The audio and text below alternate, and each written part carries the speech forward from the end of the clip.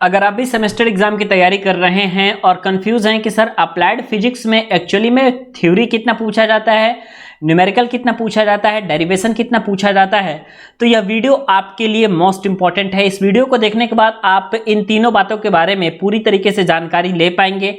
Student, मैं सबसे पहले आपको बता देना चाहता हूं कि फिजिक्स का पेपर सबसे कठिन पेपर होता है, क्योंकि इसमें 3 पोर्शन से ज्यादा क्वेश्चन पूछे जाते हैं।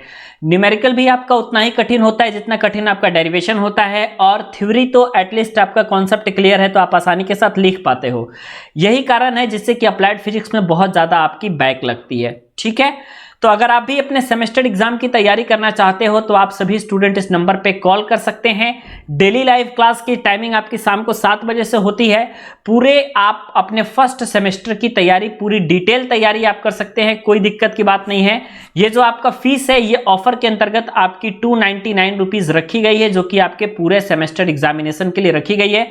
इसी फीस में आपको टोटल 6 सब्जेक्ट पढ़ाए जाते हैं, जो कि आपका सब्जेक्ट आपके सेमेस्टर एग्जामिनेशन के होते हैं। ठीक है, आइए अब हम डिस्कस करते हैं कि कौन कौन सी चीजें हमसे पूछी जाती हैं।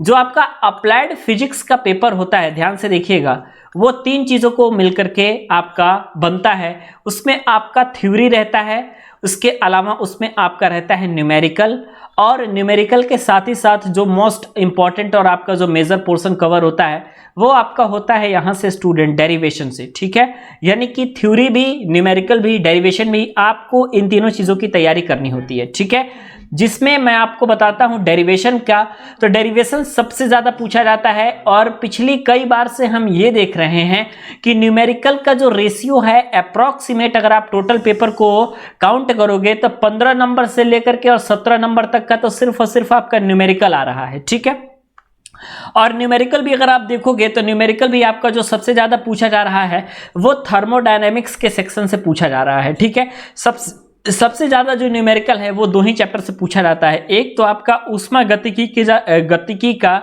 जो आपका चैप्टर है, थर्मोडायनेमिक्स का जो चैप्टर है, वहां से आपका न्यूमेरिकल ज्यादा पूछा जा रहा है। इसके अलावा और जो न्यूमेरिकल आपका पूछा जा रहा है वो आपका वृत्तीय गति से पूछा जा रहा है। इसके अलावा पृष्ठीय तनाव से आपका पूछा जाता है। ठीक है, तो आप यहां से देखिए कि भाई न्यूमेरिकल पोर्शन बहुत ज्यादा कवर हो रहा है। यहां तक कि आप ये देखोगे कि जो एक नंबर के जो 10 क्वेश्चन आते हैं जो कि आपको पास कराने के लिए मोस्ट इंपॉर्टेंट होते हैं, तो अब उसमें क्या किया जा रहा है कि प्रतिशत त्रुटि के भी 2-3 आपके न्यूमेरिकल दे दिए जा रहे हैं एक नंबर के।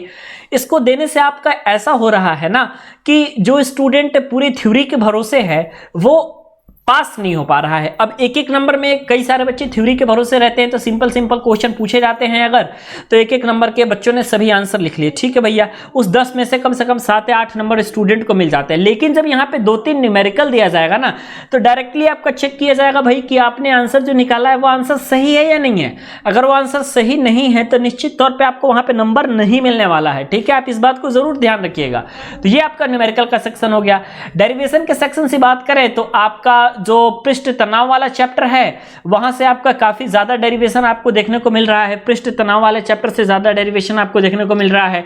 इसके अलावा आप लोगों का कुछ इस तरीके से आपका डेरिवेशन भी आपको अब पूछा जा रहा है कि मान लीजिए कि किसी कण का विस्थापन x समय t पर निर्भर करता है और वह x = at + bt² के द्वारा दिया जाता है, तो a तथा b के मात्रक ज्ञात करो।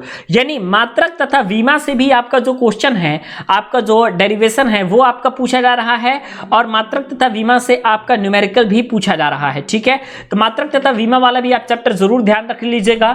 इसके अलावा जो पृष्ठ तनाव वाला चैप्टर है जिसमें आपका केशिकात्व का कॉन्सेप्ट आता है, केशिकात्व का कॉन्सेप्ट आता है, केश नली में चढ़े हुए द्रव की ऊंचाई के लिए सूत्र की स्थापना करिए। ये तो आपका पेट क्वेश्चन बन चुका है, आपका बिल्कुल ही पेट क्वेश्चन बन चुका है आपका सेमेस्टर एग्जाम का, कि हर बार पूछा जाता है, और उसका डेरिवेशन आप देखोगे तो 2-3 पेज का है।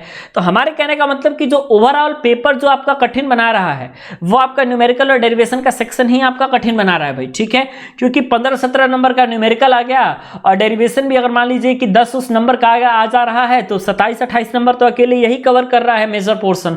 तो जो बच्चे थ्योरी के भरोसे हैं तो उनके लिए थोड़ा प्रॉब्लम हो जा रहा है, लिखने को कम मिल रहा है भाई। तो जब लिखने को कम मिलेगा तो जाहिर सी बात है कि आपकी जो कॉपी है वो वैसे ही जांच होगी। अब थ्योरी वाले पोर्शन में बहुत ज्यादा नंबर मिलता नहीं है। नंबर उठाना चाहते हैं तो आपको न्यूमेरिकल तैयार करना पड़ेगा, नंबर उठाना चाहते हैं तो डेरिवेशन आपको आना चाहिए। तो अगर आप भी फिजिक्स से बेहतरीन तरीके से नंबर उठाना चाहते हैं तो आप इन दोनों पोर्शन पे फोकस करते हुए चलिए, न्यूमेरिकल पे भी फोकस करिए, डेरिवेशन पे भी फोकस करिए, तभी जाकर के आपका काम अच्छे से हो पाएगा, ठीक है। और अगर आप अपने सेमेस्टर एग्जाम की तैयारी करना चाहते हैं तो आप इस नंबर पे भी कॉल कर सकते हैं, जहां पे आप अपनी शानदार तैयारी कर सकते हैं और आप बिना किसी दिक्कत के सारे सब्जेक्ट पढ़ सकते हैं।